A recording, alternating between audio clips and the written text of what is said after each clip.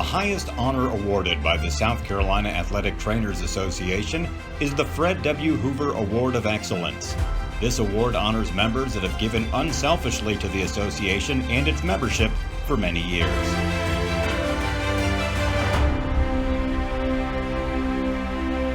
Today is June 23rd, 2021, and we're interviewing Andy Clawson for the South Carolina Athletic Trainers Association History Committee. Andy, where did you go to school? Henderson State College in Arkadelphia, Arkansas. And what was your college degree? Had two. One was in physical education, one was in biology. And how did your career path lead you to South Carolina? After I graduated there at Henderson in '69, I stayed there for a year, and then I heard about a position that Fred Hoover had there at Clawson, and I just bugged him to death until he hired me. Who were the big influencers during the early days of your career? Obviously Fred, and then there was Joe Geek, Herman Bunch, Spider Fry, Max Crowder, and most of those guys that I interacted with in the ACC, because when I was there, I was 21 or 22 years old. I was so green you could tie me in a knot. What were the hot topics in athletic training in those earlier years? Believe it or not, most likely blisters and scalded skin were the hot topics. But back then, they didn't even know what really a cruciate was. How did the coaching fraternity view or accept athletic trainers during the early years? Well, you got to realize that was in the formative years, and Fred was so professional. It kind of, the way he was treated, because I was just a young staff member, it kind of fell on down. But I've never had an issue with a coach. But I've never worked for a coach. I've worked with a bunch of them, and I think, like I said, I really never have a problem with them. But the coaching profession, the way they have looked at us, is one reason why the South Carolina Athletic Trainers Association found, because when we had the coaches meeting down here in Columbia, we always had an hour or so with them, and only the real great good coaches, high school coach Pinky Babb, and the gentleman was over at Florence for all those years, when only ones would show up, and we said, well, heck, we're just going to start our own meeting, even though there was only 10 or 15 of us. So that's how this meeting started.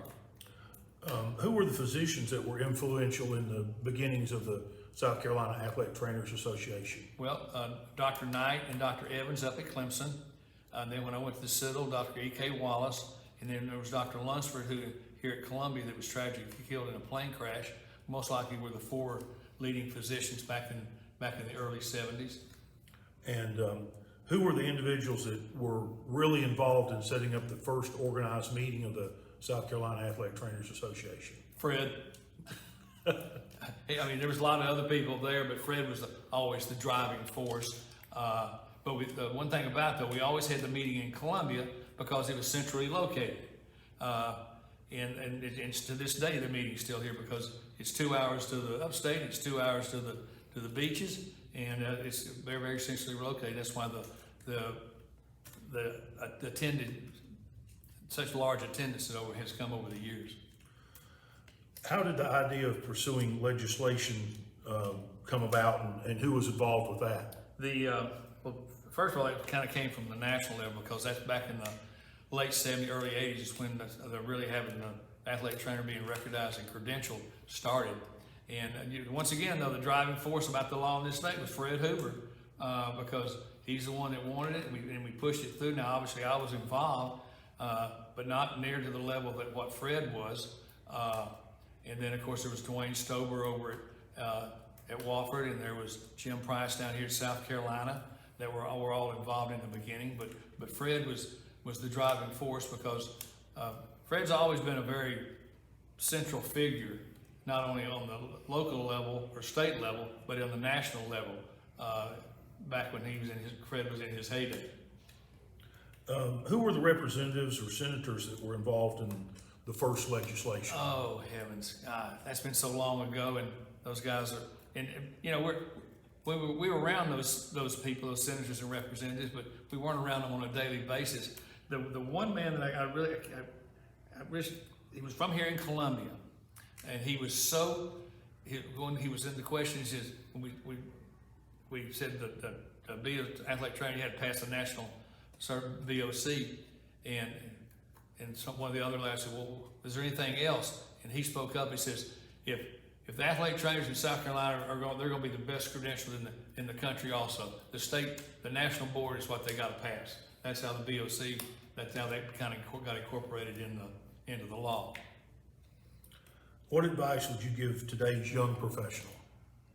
Don't look at the clock. If you're going to do this or be successful in any business, I just don't think, or any endeavor, I just don't think it's a 40-hour-a-week job. If you think you're going to get what you want done and go to work from 9 to 5 and be a person that's making decisions, I don't think that's going to happen, because no matter what you do, it takes time to get the job done. It takes time to be successful in that job. Well, Andy, we want to thank you for your time today. Thank you. We appreciate you Kevin. doing this. Thank Take care.